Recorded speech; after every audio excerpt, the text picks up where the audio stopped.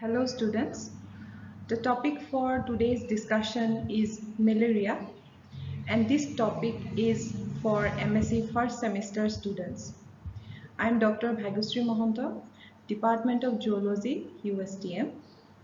So before proceeding, I would like to tell you that the disease malaria is caused by a parasite called Plasmodium, and the systemic position of this parasite is phylum Protozoa, class Telospora, order Eucoccidia, and genus Plasmodium.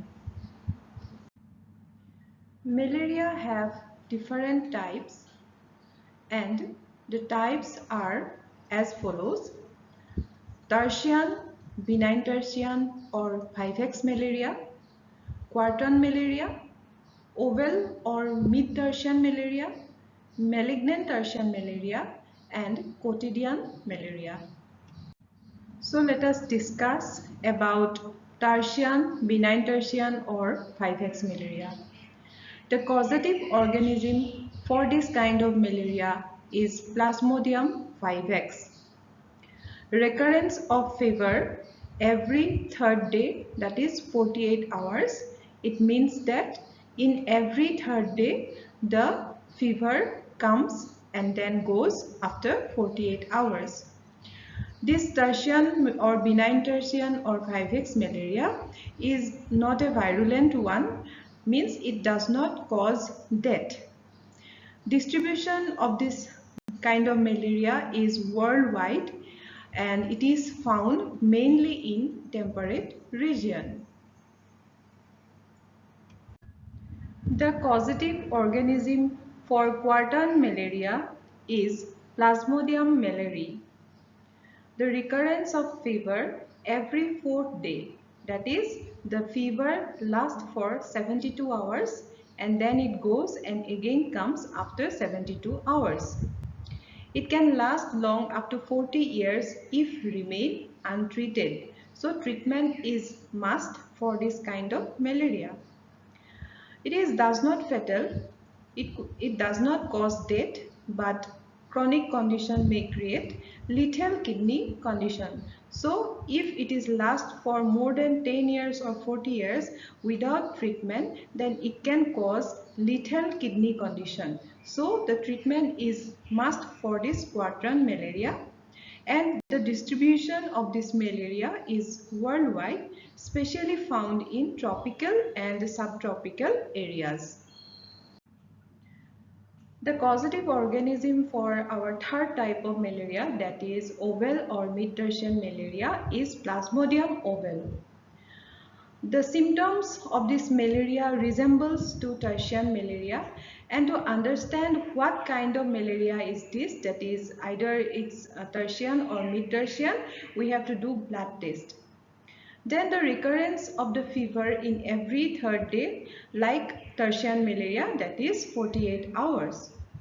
It is not very harmful and it is basically confined in tropical Africa. Next type of malaria is malignant tertian malaria, and the causative organism for this malaria is Plasmodium falciparum. It is a very virulent kind of malaria, generally cause death. The fever cycle is of 48 hours. The fever is very fatal to the patient as it affects the brain. So such kind of malaria which affect our brain is also termed as cerebral malaria, and the cerebral malaria is caused by malignant tertian malaria, that is caused by Plasmodium falciparum organism. So next type of malaria is quotidian malaria. So what is quotidian malaria? When more than one species of Plasmodium infect the patient, or 2 to 3 generations of parasite matures on successive days, then quotidian malaria caused. The fever is repeated daily with an interval of 24 hours. So let us discuss about the general symptoms of malaria. So like other infection, either viral, bacterial or parasitic, fever is a main symptom of malaria. Not only the fever, it comes with chills and general feeling of discomfort is also there like another kind of infection. It is led by headache, nausea and vomiting. Then sometimes diarrhea can be seen. With the diarrhea, abdominal pain and cramp could be seen in the patient. Some of the patient have muscle or joint pain. Fatigue and cough is also some general symptom of malaria.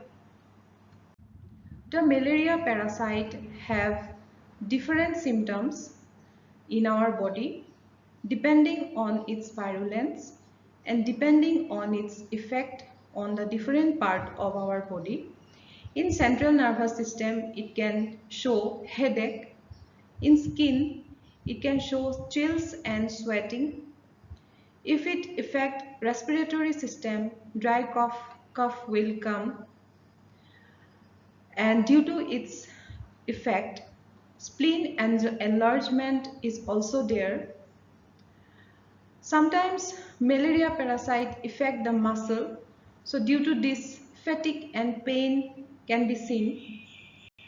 And when it affect our back, then back pain will come. And sometimes it also affect our stomach, and because of which nausea and vomiting can become. In malaria and other kind of viral or bacterial disease, there is a incubation period occurs. So what is incubation period? It is actually interval of time before showing symptom, that is called incubation period. And in this incubation period, parasite increases their progeny. They increases in their number. And when they increases in their number in this incubation period, after that symptoms may appear in the body of the patient. So malaria parasite have or plasmodium parasite have their own incubation period. The incubation period is followed by malaria attack. So what is malaria attack? Actually, during incubation period, the plasmodium parasite divides and make a large colony inside the body. And when it became in large colony, larger in number, they attack usually in the different part of our body, and it is start with shivering and chills followed by high fever and then followed by sweating and return to normal temperature. Each attack of the fever shows three successive stages. First one is cold stage, when the patient suffer from excessive shivering and chills. Then the cold stage is followed by hot stage, when the body became very hot, means high fever will be there. And after fever we have third stage, that is sweating stage, and at that stage the patient sweats very much, and after that sweating the fever will gone, and it will come after 24-hour, 48-hour, 72-hour, depending on the parasite, depending on the type of parasite. So let us discuss about the cold stage of malaria attack elaborately. At this stage, patient suffers from severe shaking chill. Patient feels so cold that their teeth become to chatter. The stage lasts for 20 minutes to 1 hour. In hot stage, as chill subsides, the body temperature rises as high as 41 degrees centigrade or 106 Fahrenheit. Patient feels very hot with terrible headache. The stage lasts for 1 to 4 hours. In the third stage, that is sweating stage, when temperature lowers down, the patient sweats profusely, fever comes down, temperature becomes comfortable till the next attack. Malaria fever occurs when the seisons in RBC burst and set free the merozoites and malarial pigment called hemozoin. Hemozoin is toxic and it brings high fever and chills in the malaria patient. So let us discuss about the life history of malaria parasite. The malaria parasite having two hosts. One is human host and other is mosquito host. In the human host, the life history stage is asexual stage, and inside the mosquito's body, the stage is sexual stage. So in human body, they reproduce asexually, and in mosquito body, the parasite reproduce sexually. So let us discuss about the life cycle of malarial parasite. In this diagram, we can see two hosts, that is mosquito and human host. In mosquito body, the malarial parasite reproduce sexually, and in human body, the malarial parasite reproduce asexually. So, when an infected mosquito bites a normal human being, a particular plasmodium stage, that is called as sporozoite, found in the salivary gland of the infected mosquito, comes inside the human body when it taking our blood meal.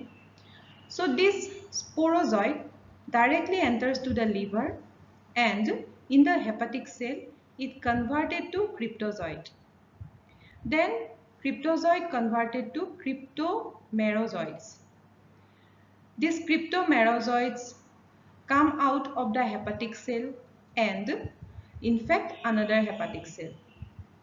In some hepatic cell, these cryptomerozoites converted to macro-meta-cryptomerozoites, and when it comes out from that hepatic cell, it can again infect another hepatic cell.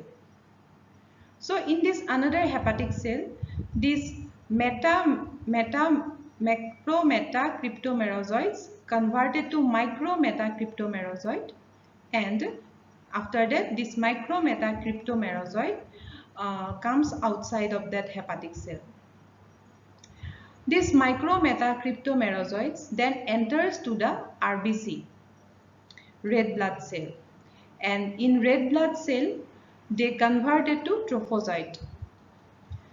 Then the trophozoite converted to signet ring stage, and which have a vacuole inside it and a nucleus, and then it converted to amoeboid stage.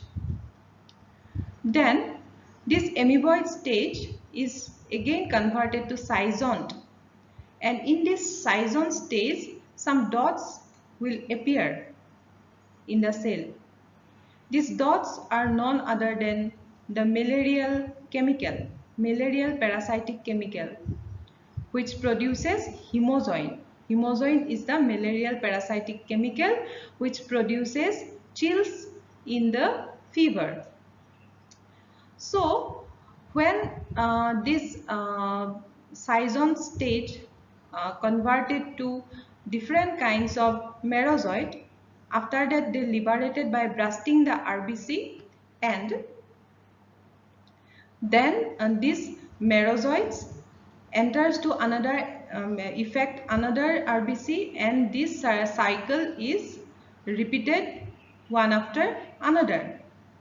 Some of these merozoites converted to megagametocyte and microgametocyte. This megagametocyte and microgametocyte liberated in the blood circle, and when another mosquito take the blood meal, they come inside the mosquito body with that blood meal. And at this stage, the asexual stage of malarial parasite life cycle ended. Now the sexual stage will occur.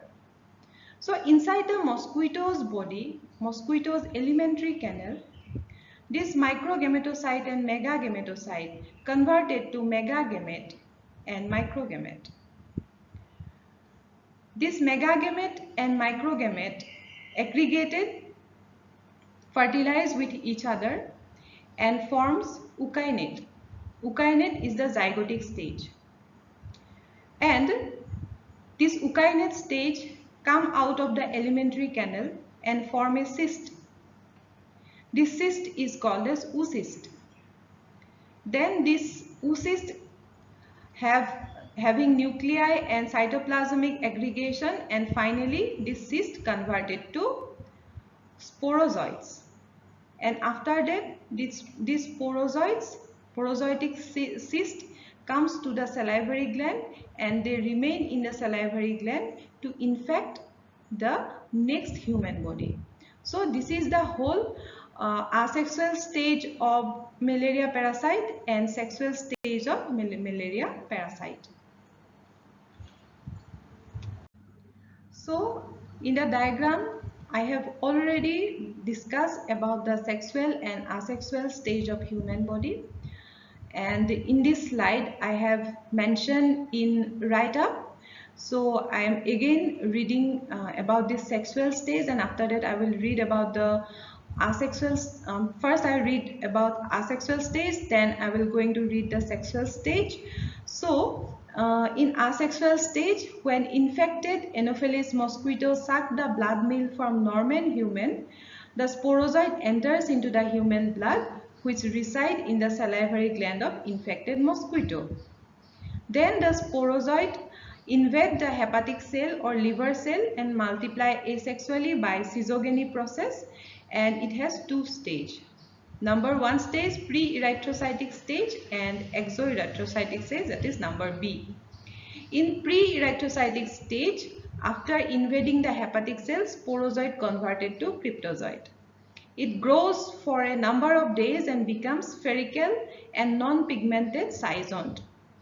Then the schizont divided by schizogony process. Schizogony process means multiple fission and forms large amount of cryptomerozoite. And after that, they liberated in the bloodstream by bursting the liver cell. In the exoerythrocytic stage, cryptomerozoite enters fresh liver cell to become metacryptomerozoite. They undergo again schizogony process and produce enormous number of metacryptomerozoite. This may be repeated for several times, and each time new liver cells are infected. Metacryptomerozoites are two types. Smaller form is called as micrometacryptomerozoite. They are enormous in number and can invade RBC for erythrocytic stage of infection. Then macrometacryptomerozoite are larger and small in number. They infect fresh liver cell to continue exoerythrocytic stage. In the erythrocytic stage inside the RBC, the micrometacryptomerozoite become rounded and modified to trophozoite. Then the trophozoite grows in size, central vacuole is developed, and this stage is called a signet ring stage. And the signet ring stage trophozoite converted to active amoeboid trophozoite. The amoeboid trophozoite after active feeding become rounded, grows in size and becomes schizont. The schizont undergoes schizogony. The nucleus divides from 12 to 24 nuclei, and cytoplasmic masses surrounds them, and each cytoplasmic mass converted to merozoite. The hemozoin granules also accumulates in the cytoplasm. After that, the merozoites liberated in the blood by rupturing RBC. Some of the merozoites again infect new RBC, and erythrocytic cycle again started. Some of them converted to gametocyte inside the RBC. These gametocytes are two in number. Microgametocytes are male sex cell smaller in size, and megagametocyte, that is female sex cell, larger in size. And this is the end of asexual life cycle in human host. In the sexual cycle in mosquito's body, when non-infected mosquito take blood meal from the infected human, the gametocyte enters in the alimentary canal of mosquito. The male microgamete undergo exflagellation inside the midgut and converted to microgametes, means the sperms.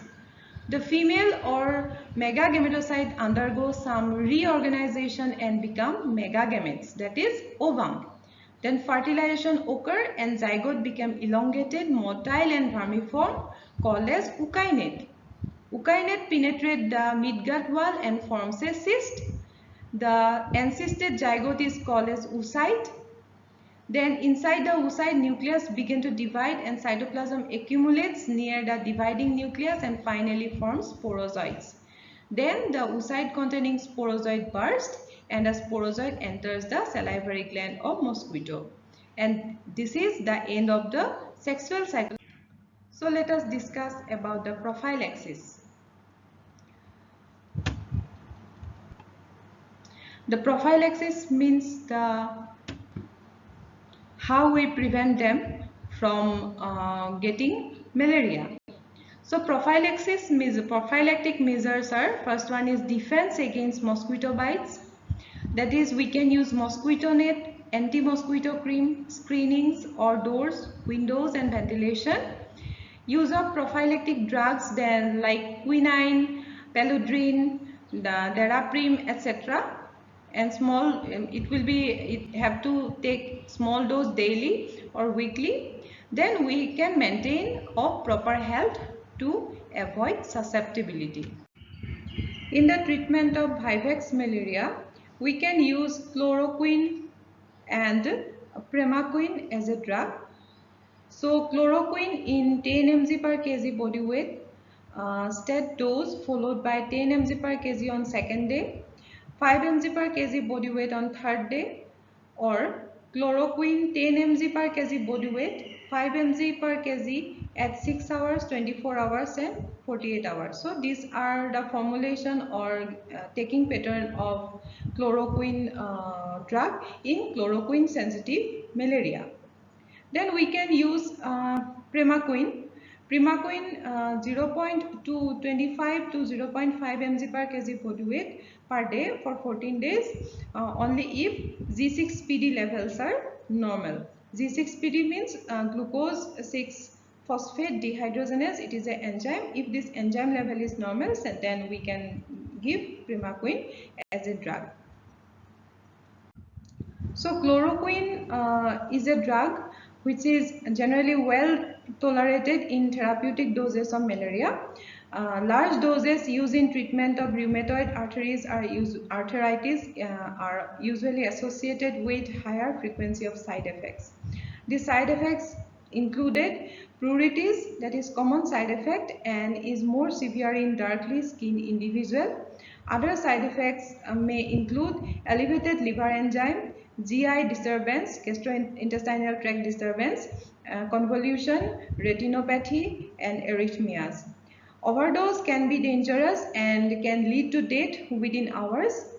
So, if we found patient as feeling dizzy and drowsy with headache, then with gastrointestinal tract upsetted, then if sudden visual loss, convolution, hypokalemia, hypotension and cardiac arrhythmias are seen, then we have to stop chloroquine. If we want to treat pregnant and breastfeeding women having malaria, then we can consider weekly chemoprophylaxis with chloroquine until delivery and breastfeeding are completed. Then on the basis of G6PD status, glucose 6 phosphate dehydrogenase enzyme status, we can treat the patient with primaquine to prevent future relapse. So let us discuss about the control measure of malaria parasite or malaria disease. So first one is elimination. means the destruction of Anopheles mosquito by using fumigation.